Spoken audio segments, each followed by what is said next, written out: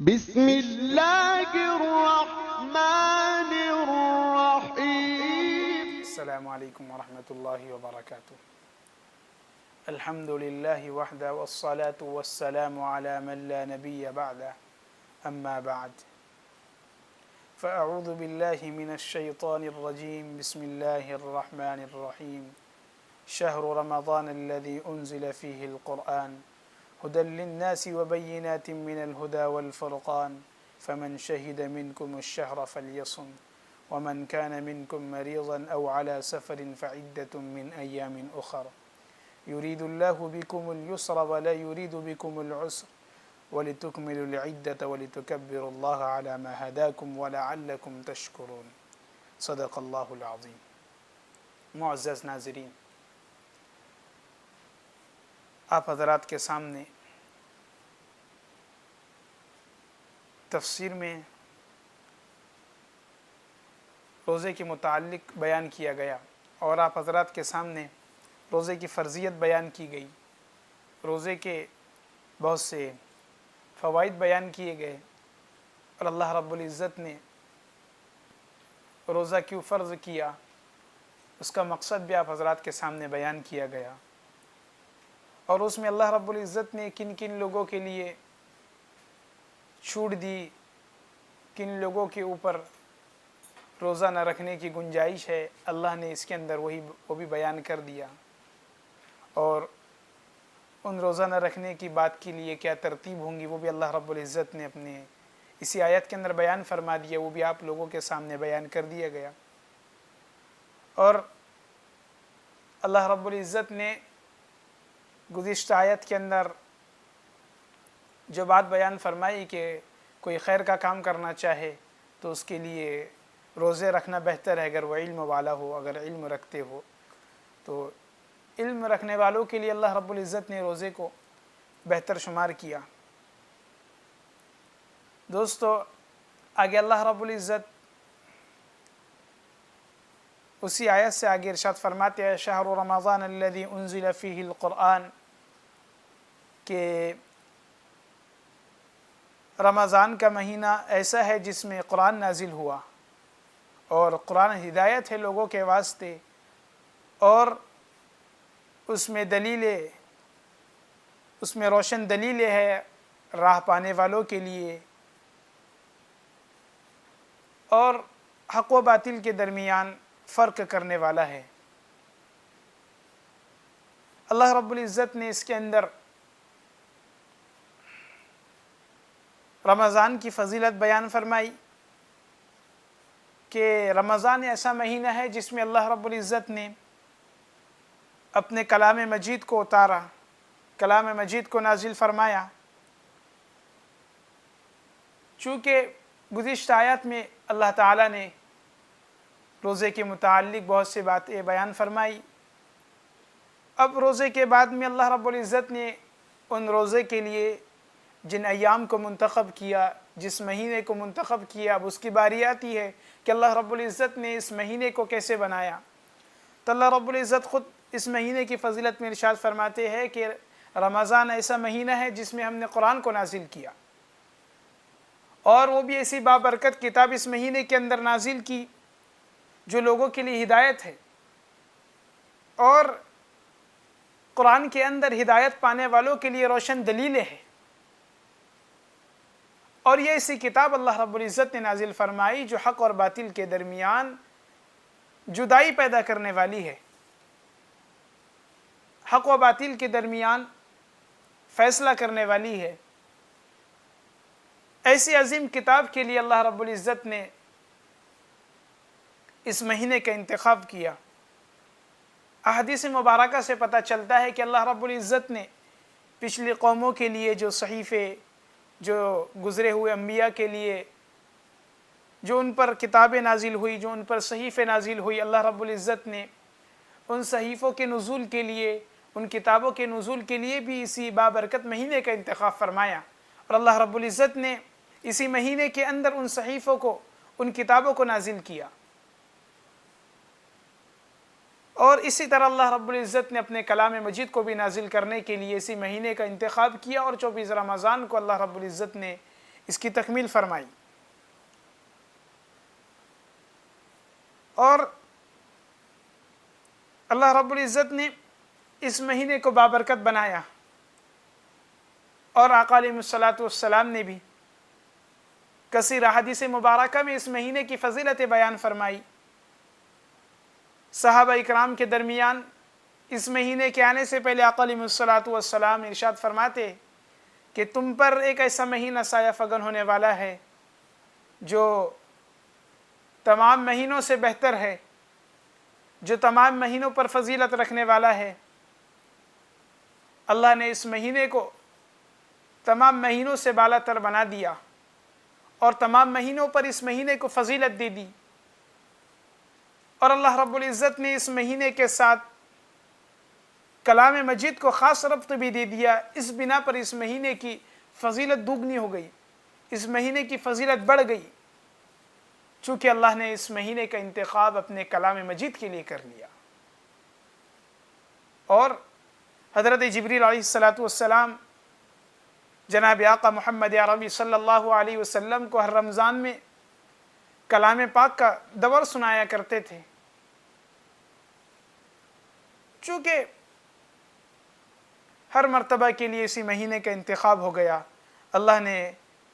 ایسا مہینہ ہم کو دیا، اور اس مہینے کے اندر جس کتاب کو نازل کیا اس کتاب کی بھی فضیلت کو اسی کے اندر بیان کیا کہ ایسی کتاب نازل کی ہم نے جس کے اندر ہم نے انسان کے لیے ہدایت رکھی، لوگوں کے لیے ہدایت رکھی، اور وہ بھی ایسے لوگ جو ہدایت کی راہ دیکھ رہے، ہدایت کی راہ چاہ رہے، ان لوگوں کے لیے ہم نے اس کتاب کے اندر ہدایت رکھی ہے۔ اللہ نے اولاً تو مہینے کی فضیلت بتائی، بعدہ اس کے بعد اللہ رب العزت اپنے کلام مجید کی فضیلت بتا رہے کہ ہم نے اس مہینے کے اندر کتنا بڑا کلام پاک نازل کیا۔ اللہ نے انسان کو پیدا فرمایا، انسان کے پیدا فرمانے کے بعد میں اللہ رب العزت نے انسانی زندگی کے کچھ مقاصد رکھے، ان مقاصد کے ساتھ ساتھ اللہ رب العزت نے انسان کو جو پیدا فرمایا وہ اپنی عبادت کے لیے پیدا فرمایا، اور اللہ رب العزت کی عبادت کے لیے کون سی راہ چاہیے، انسان کو کیسی راہ چاہیے، تو جیسا کہ میں نے آپ حضرات کو سورہ فاتحہ کی تفسیر میں بتایا تھا کہ انسان اللہ رب العزت سے اور راہ طلب کرنے والا اللہ رب العزت سے سیدھی راہ کو، صراط مستقیم کو طلب کرتا ہے، اور انسانی زندگی کا مقصد بھی یہی ہے، لب لباب بھی یہی ہے کہ انسان اس مالک حقیقی کا ہو جائے جس نے اس کو پیدا کیا۔ تو انسان چاہتا ہے کہ اس کو کسی نہ کسی طرح صحیح راہ دکھائی دے، وہ کیا راہ ہے جس کے ذریعے انسان راہ راست پر آ جائیں گا۔ تو اللہ رب العزت ارشاد فرماتی ہے کہ ہم نے کلام مجید کے اندر تمام لوگوں کے لیے ہدایت رکھی، اور اس میں روشن دلیلیں رکھی ہدایت پانے والوں کے لیے۔ عقل مند جو آدمی ہے اس کے لیے بالکل اس میں دلیل، روشن دلیلیں رکھی، معجزات رکھے، تاکہ انسان اس سے مرعوب ہو جائے، انسان اس سے متاثر ہو جائے۔ اللہ رب العزت اپنے کلام مجید کی فضیلت کے ساتھ ساتھ اب دوبارہ اللہ رب العزت